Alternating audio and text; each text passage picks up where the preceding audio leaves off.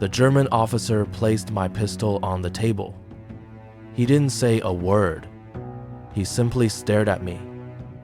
Outside, artillery echoed through the mountains of Austria, a reminder that the Third Reich was dying. But inside that room, the war had stopped. There were only two men, one prisoner, one interrogator, and a single question. Who sent you? I already knew the answer that could save my life. I also knew it would destroy everything we had risked for. If I talked, every contact we had built, every family that had trusted us, every radio message we had transmitted, would become evidence, not only against me, against everyone. I looked at the officer, then at the pistol. He pushed it a little closer, almost like an invitation. "This can end quickly," he said. He believed fear could make me speak. He didn't understand something. I had been running from the Nazis long before I ever became an American soldier. Fear wasn't new. It was the reason I was sitting in that chair. My name is Frederick Mayer. And before I tell you how I ended up inside a Gestapo interrogation room, you need to understand why the United States sent only 3 men into the heart of Nazi territory, to find something an entire army couldn't. Classified. Office of Strategic Services. Operation Greenup. Date: February 1945. Mission objective: infiltrate Nazi-controlled Austria and gather intelligence on German military movements through the Tyrol region. Operatives assigned: Frederick Mayer, Hans Wijnberg, Franz Weber. Mission status: active.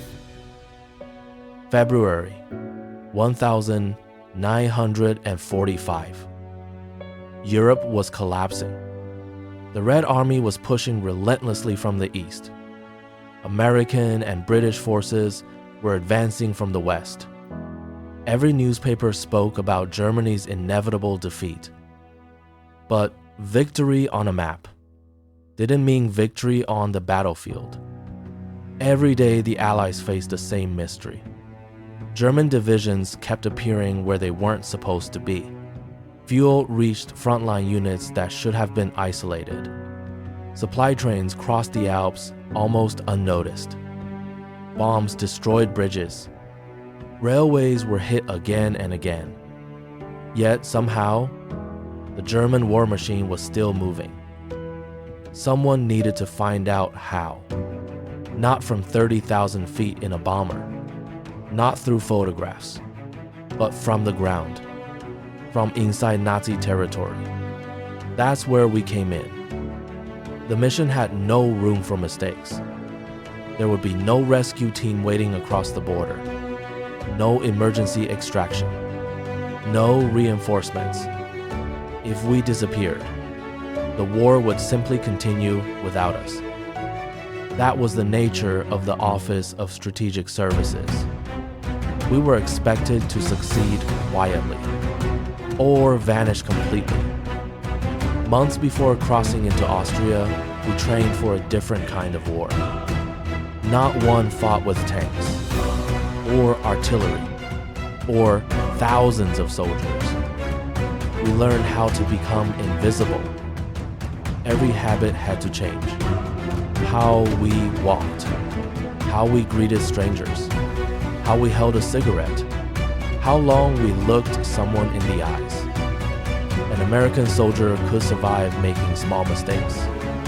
A spy could not. One unfamiliar expression, one incorrect accent, one suspicious glance. That was all it took for someone to notify the Gestapo. And once the Gestapo started asking questions, people disappeared, sometimes forever. The OSS understood something many armies didn't. The greatest weapon behind enemy lines wasn't courage. It was trust. People had to believe you belonged there. If they doubted you for even a second, the mission was already over. I wasn't alone.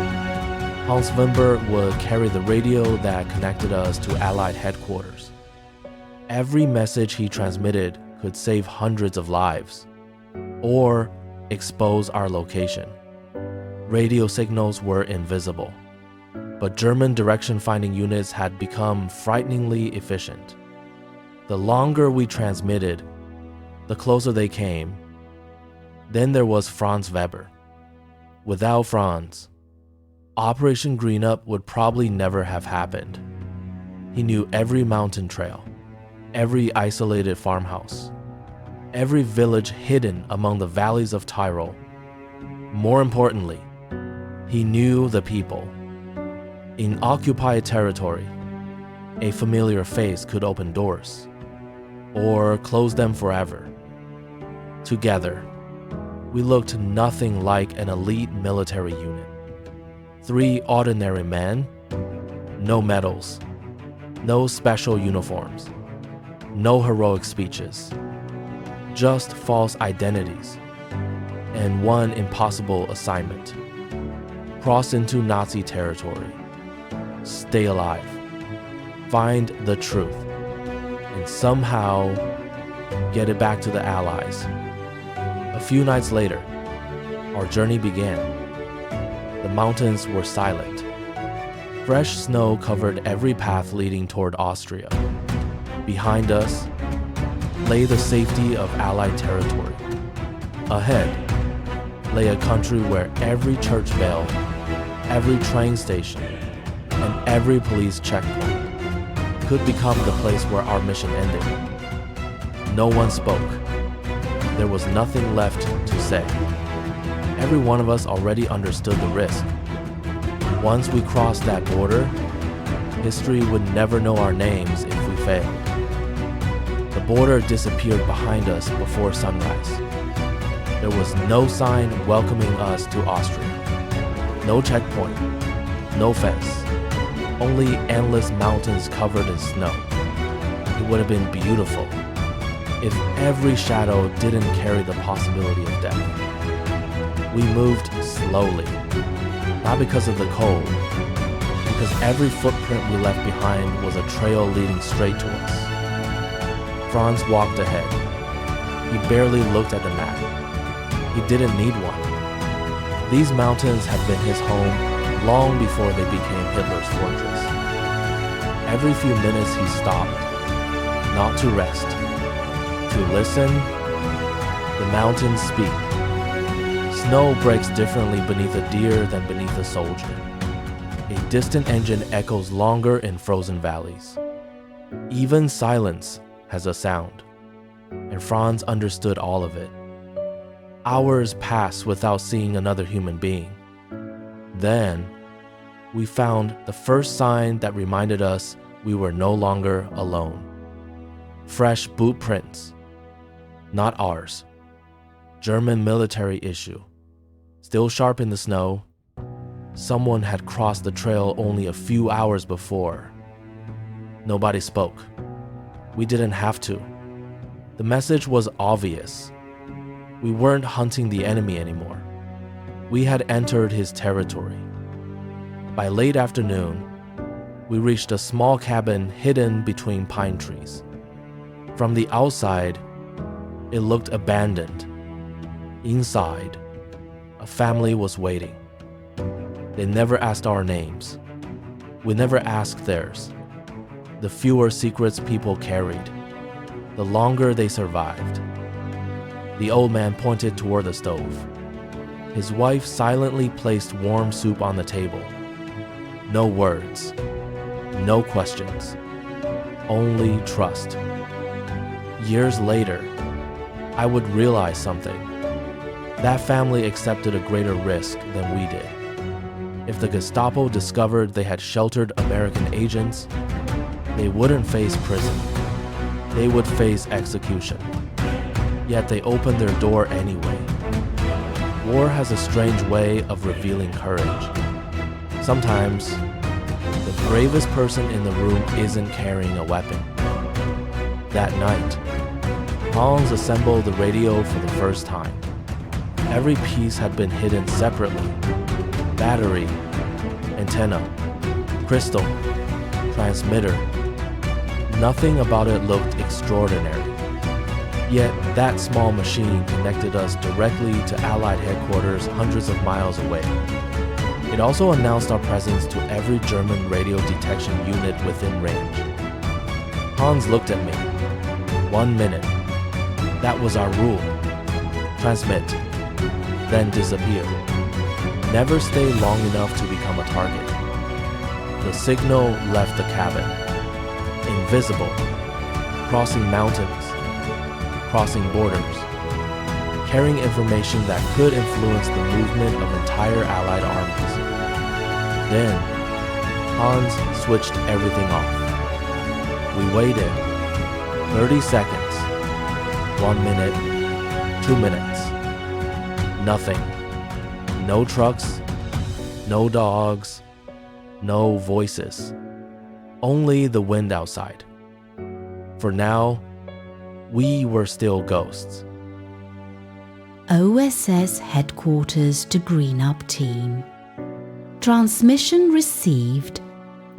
Enemy radio detection units remain active. Maintain radio silence whenever possible. Continue observation. Good luck. But somewhere beyond those mountains, German operators had already heard a signal that shouldn't exist. They just didn't know where it came from. Not yet. Morning arrived wrapped in thick mountain fog. For the first time since crossing into Austria, we entered a town. Everything looked ordinary. Children walked to school. A bakery had already opened. Workers unloaded supplies from a delivery truck.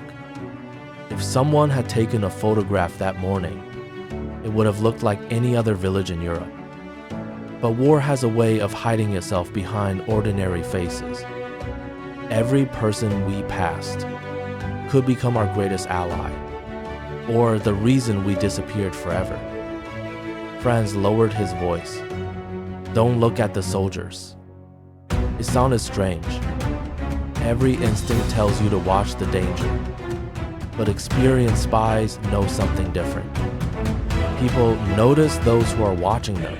The safest man is the one who has nothing interesting to see.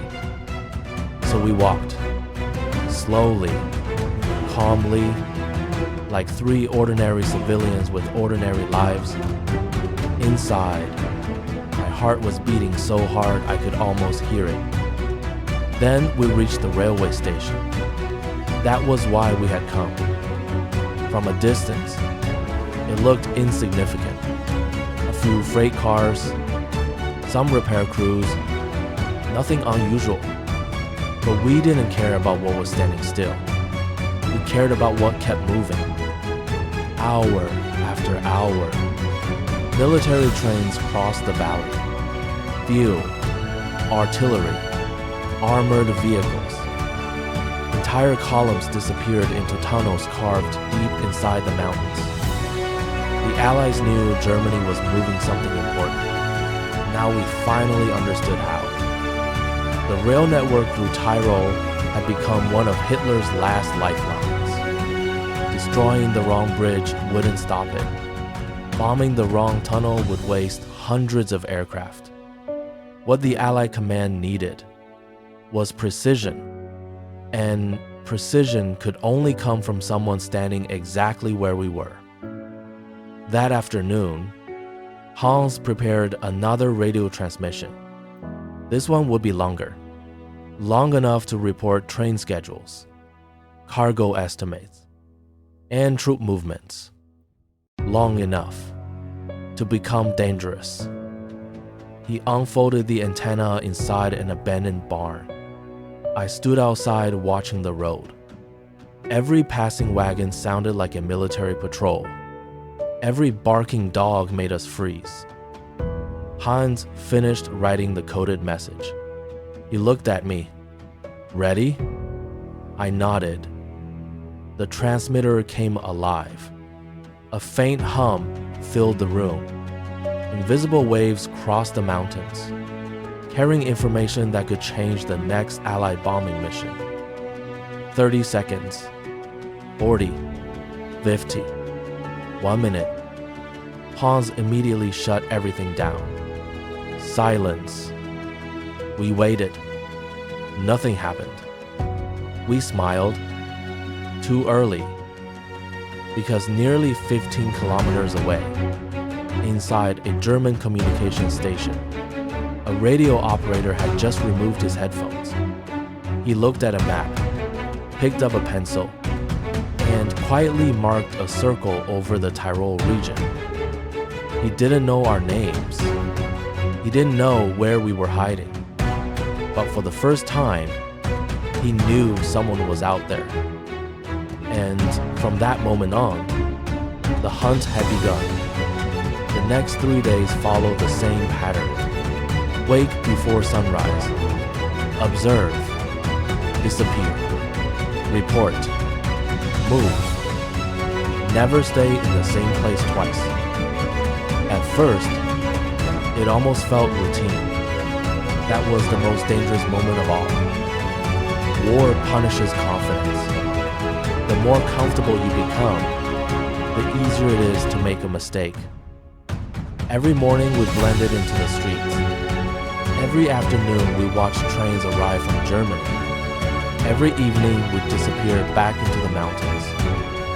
No uniforms, no salutes, no signs we were American agents. Just 3 ordinary civilians, living extraordinary lives. The information we collected was becoming more valuable every day. Train numbers, departure times, fuel shipments, armored divisions, entire columns moving toward the Italian front. For Allied commanders, those details were worth more than gold. For us, they were becoming heavier than any weapon we carried. Because every successful transmission made one thing certain. The Germans knew someone was watching them. They just hadn't found us yet. One afternoon, everything changed. It started with something so small. Most people wouldn't have noticed. A railway worker looked at me for 1 second too long. Not fear, not recognition, curiosity. Then he looked away. I kept walking, never turning back, never changing my pace. But something inside me refused to stay calm. That night, I mentioned it to Franz. He didn't answer immediately. Instead, he added another piece of wood to the fire. Only then he spoke. People don't stare without a reason. The cabin fell silent. Nobody slept much that night. The following morning confirmed our fears. There were more soldiers in town. Not many, just enough. A checkpoint appeared where there hadn't been one the day before. Police officers stopped travelers entering the railway station. Papers were checked more carefully. Questions lasted a little longer. To anyone else, it looked routine. To us, it meant only one thing. Someone had reported something. The hunt was becoming organized. Hans wanted to stop transmitting for a few days. It made sense. No radio, no signal to track. But stopping also meant something else. The Allies would lose sight of German troop movements. Bombers would fly almost blind again. We had crossed half of Europe to gather intelligence. Leaving with nothing was never part of the mission. So we made the hardest decision a spy can make. We stayed. That evening, Hans unfolded the radio one more time. His hands moved slower than usual. Not because he was afraid, because he knew exactly what was at stake. Every click of the transmitter sounded louder than the last. Every second felt longer. Outside, I watched the darkness swallow the valley. Nothing moved. No lights, no voices, only the wind. Then, somewhere in the distance, a dog started barking. Another answered. Then another. I looked toward the road. A pair of headlights appeared between the trees. Slowly, too slowly, not passing by, coming toward us. I whispered only 2 words. Shut it down. Hans didn't ask why. He simply reached for the switch. The cabin fell silent. But by then, I already knew. Someone was getting closer. The truck stopped less than 50 yards from the cabin. Its engine remained running. Nobody moved. Nobody spoke. Even the wind seemed to disappear. I slowly reached for the pistol hidden beneath my coat. Not because I believed I could fight my way out. 3 men against an unknown number of German soldiers. Wasn't a battle. It was suicide. The only advantage we still had was uncertainty. They didn't know who we were. Not yet. A door slammed. Then another. Heavy boots pressed into the snow. Crunch. Crunch. Crunch. Each step sounded closer than the last. Hans looked at me. He didn't need to ask the question. We were both thinking exactly the same thing. Had they found us? Franz carefully lifted a corner of the curtain, only for a second. Then he let it fall immediately. They're searching nearby. His voice was almost a whisper. Not this cabin. Not yet. Relief lasted only a moment, because not yet was often the most dangerous phrase in espionage. It meant time had become our greatest enemy. We waited almost an hour before leaving. No lights, no conversations, no unnecessary movement. When the truck finally disappeared into the darkness, we packed everything. The radio, the batteries, every coded notebook, every piece of equipment. Nothing could remain behind. If the Gestapo searched this cabin tomorrow, they would find nothing. Our safe house had just become another place we could never return to. That was one of the first lessons every OSS operative learned. Never become attached to a location. Safe places don't stay safe forever. Over the following days, our world became smaller. Every route changed. Every contact became a risk.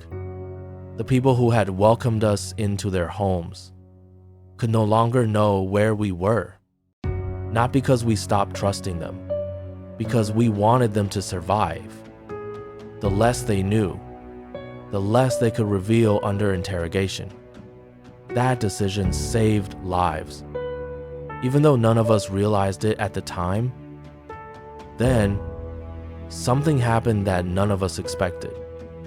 One of our local contacts arrived breathless.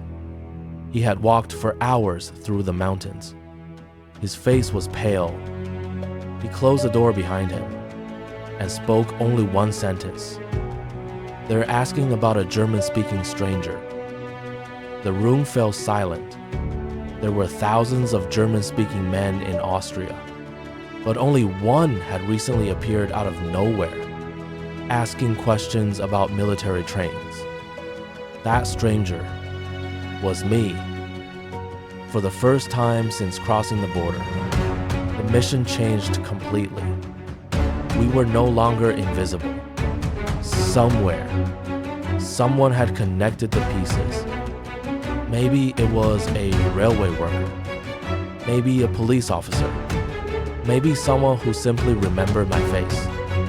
It didn't matter anymore. The hunt now had a direction, and once the Gestapo had a direction, they almost never stopped. That night, sleep became impossible. Every sound outside felt different. A branch breaking, snow sliding from a rooftop, a horse in the distance. Everything sounded like soldiers approaching. Fear changes the way you hear the world. You stop listening for ordinary noises. You start listening for the one that will end your life. I remember staring into the darkness, thinking about a single question. Not whether I would survive, but whether everything we had already accomplished would disappear with me if I was captured. Because sometimes, the greatest fear isn't dying. It's failing the people who trusted you. The knock came just after sunrise. 3 slow knocks. Not loud, not hurried, almost polite. That was the first thing that felt wrong. The Gestapo rarely kicked down doors unless they already knew exactly what they would find. Professional investigators preferred something else. They preferred people to open the door themselves. Franz looked at me. Nobody moved. Then, another knock. This time, louder. A voice followed. Police. No one believed it. If it really had been ordinary police, they wouldn't have arrived before dawn. They wouldn't have surrounded the house first. They wouldn't have approached so quietly. I looked around the room. The radio had already been dismantled.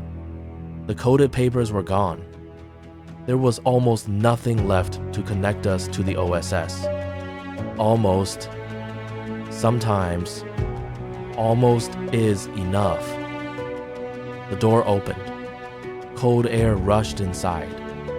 3 German officers entered without asking permission. Behind them, 2 soldiers remained outside with rifles ready. Their eyes weren't searching the room. They were studying our faces, one by one, waiting for someone to panic. No one did. At least, not on the outside. The senior officer removed his gloves. He smiled. Not the smile of a man who had won. The smile of a man who believed he already had. Your papers. Franz handed over his documents. Hans did the same. Then my turn came. I reached slowly into my jacket. Every movement suddenly felt heavier. Every second lasted longer. The officer examined the papers, looked at me, then back at the papers. Again, his expression never changed. That worried me more than if he had shouted. Quiet men are dangerous. They think before they act. Where were you born? The question sounded simple, but it wasn't. He wasn't asking for information. He was testing instinct. A fake identity can survive prepared questions. It often collapses under ordinary conversation. I answered without hesitation. He nodded, then asked another and another. Places, schools, old streets, names of local churches. Questions no forged document could answer. I realized something. This wasn't a random inspection. Someone had prepared this interview. Someone had been investigating me. Minutes passed.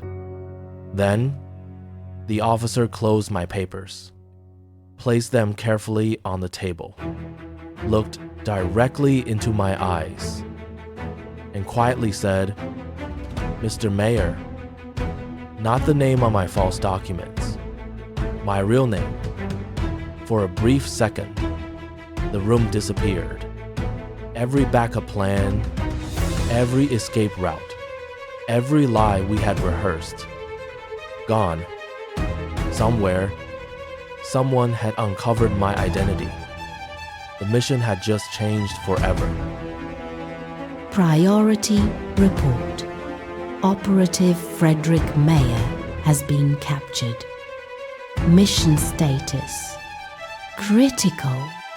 Remaining field assets may still be operational. Proceed under maximum secrecy. They separated us immediately. I never saw Hans again that day. Or Franz. Different vehicles, different destinations. Classic Gestapo procedure. Isolation was another weapon. If prisoners couldn't compare stories, contradictions appeared faster. As the truck pulled away, I watched the mountains disappear behind us. Only then did one thought enter my mind. It wasn't, will I survive? It was, did Hans destroy the radio? Because if that transmitter survived, months of intelligence work, every resistance contact, every family that had trusted us would disappear with it. At that moment, my own life no longer seemed like the greatest concern. Hours later, the truck stopped. A steel gate opened, then closed behind us. Heavy footsteps echoed through the hallway. Someone unlocked a thick wooden door. They pushed me inside. There was only a table, 2 chairs, 1 hanging light, and sitting quietly, waiting for me, was a Gestapo officer who already knew my name. The room was almost silent. No shouting, no threats, no violence. Just a single lamp hanging above the table. The officer waited until the guards closed the door. Then he poured 2 cups of coffee. 1 for himself, 1 for me. He pushed the second cup across the table. I didn't touch it. He smiled. "You're more disciplined than most." I remained silent. The silence didn't bother him. In fact, I realized he expected it. This wasn't his first interrogation. He wasn't trying to force information out of me. He was trying to understand the man sitting across from him. That made him far more dangerous. For several minutes, he asked questions that had nothing to do with the mission. My childhood, my parents, the city where I was born, when I left Germany, what I remembered about school. Anyone watching from outside might have believed 2 strangers were simply having a conversation. But every answer carried a purpose. He wasn't collecting information. He was measuring me, looking for hesitation, looking for emotion, looking for the exact moment my confidence would crack. Then, without warning, he placed a photograph on the table. I recognized it immediately. The railway station, one of the places we had been watching for days. He tapped the photograph with 1 finger. "You seem very interested in trains." It wasn't a question. It was bait. I looked at the picture, then back at him. I travel often. He smiled again, a little wider this time. Not because he believed me, because he had learned something. I wasn't going to panic. Hours passed. Neither of us raised our voice. Neither of us admitted anything. The room became a battlefield where the only weapons were patience and silence. Then, he leaned forward. "Do you know why I admire spies?" I said nothing, because they always believe they can outthink everyone else. He paused. Sometimes they're right. Another pause. Most of the time, He slowly folded his hands. They're already defeated before they realize it. Those words stayed with me, not because they frightened me, because I suddenly understood his strategy. He wanted me to believe the mission had already failed, that Hans had been captured, that Franz had confessed, that every contact was already in prison. If I believed that, I might confirm something he still didn't know. That was the trap. Not torture, hope, or rather, the loss of it. So I decided to do something unexpected. I stopped acting like a frightened prisoner. I looked directly into his eyes, for the first time since entering that room. Then I asked him a question. If you've already won, I let the silence hang between us. Why am I still alive? For the first time, he didn't answer immediately. It lasted only a second, but I noticed it. A hesitation. Small, almost invisible. He needed something from me, which meant, despite everything, I still had value. And as long as I had value, I had time. That realization changed everything. The interrogation was no longer about surviving. It became a negotiation, not with words, with patience, with psychology, with the simple understanding that the man across the table needed answers more than I needed comfort. And for the first time since my capture, I believed the mission might still be alive. Even if I never walked out of that room, the following morning, the interrogation resumed. Different room, same table, same officer.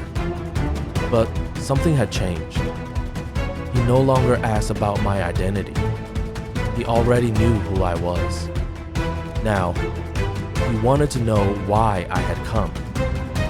Not because he was curious, because somewhere outside that building, the war was collapsing.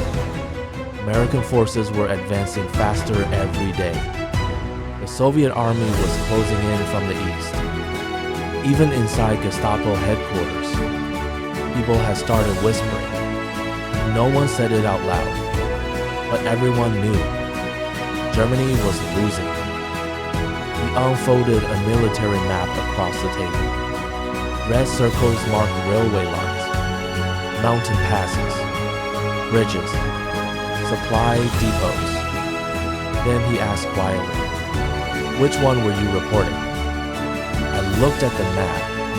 For a long moment, I said nothing, because every location I looked at could reveal something.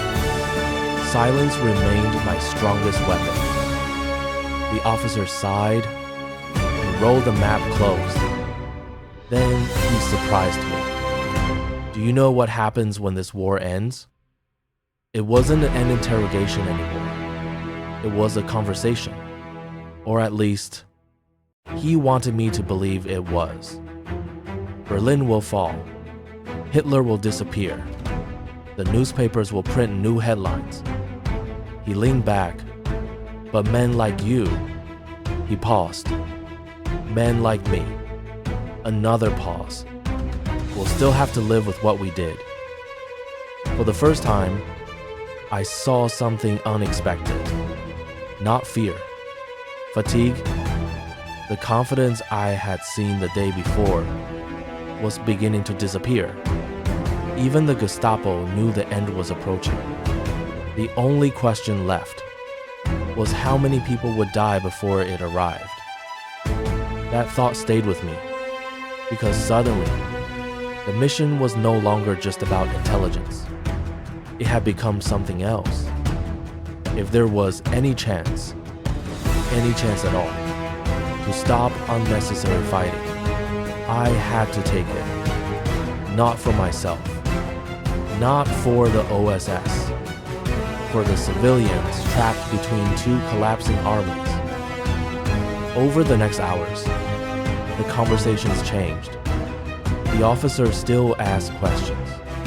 I still refused to answer them. But now, we also spoke about the war itself, about the bombed cities, the endless trains carrying wounded soldiers, the young recruits being sent to defend positions that could no longer be defended.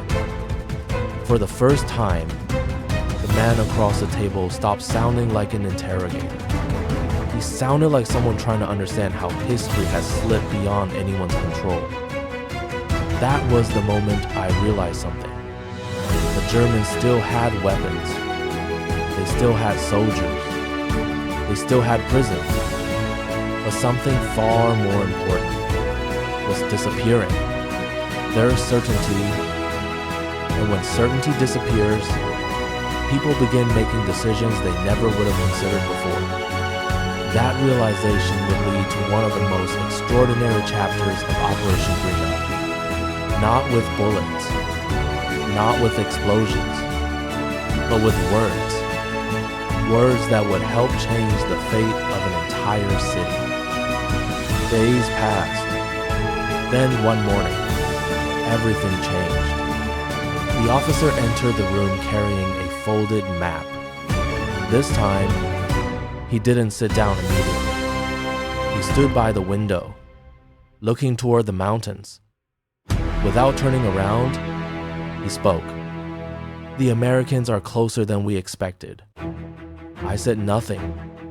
This city will become another battlefield. Another pause, unless someone prevents it. For the first time, the conversation wasn't about me. It wasn't about the OSS. It wasn't even about Germany. It was about thousands of civilians who had no control over what would happen next. Children, families, hospitals, entire neighborhoods, all waiting for two armies to collide. By February 1945, everyone could see the end approaching. The question was no longer whether Germany would lose. The question was, how many more people would die before accepting the inevitable? What happened over the following days would become one of the least known chapters of the Second World War. Military officers, local officials, resistance members, messages carried through a city that no longer believed victory was possible. One conversation led to another. One decision opened the door for the next. Step by step, the possibility of surrender stopped sounding like betrayal and started sounding like survival. When American forces finally approached Innsbruck, they did not find a city consumed by the kind of destruction everyone had feared. Years of intelligence gathered by Operation Greenup had helped Allied commanders understand the region. Just as important, the final negotiations reduced the chances of a desperate last stand. No single mission ended the war. History is never that simple. But sometimes, a handful of people change the way history unfolds. Not by winning battles, by preventing them. Declassified decades after the war, Operation Greenup was officially recognized as one of the Office of Strategic Services' most successful intelligence operations conducted behind enemy lines during World War II. For decades, Operation Greenup received little attention outside military history. No victory parades, no famous speeches, no Hollywood movie. Just a handful of reports describing one of the most successful intelligence operations carried out by the Office of Strategic Services during World War II. People often ask what courage looks like. Some imagine soldiers charging across open fields. Others think of fighter pilots in the sky. But courage doesn't always make noise.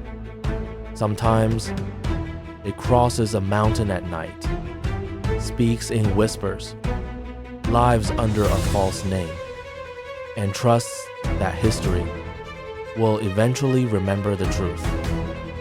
I often think back to that interrogation room, to the pistol resting on the table, to the officer who believed he had already won.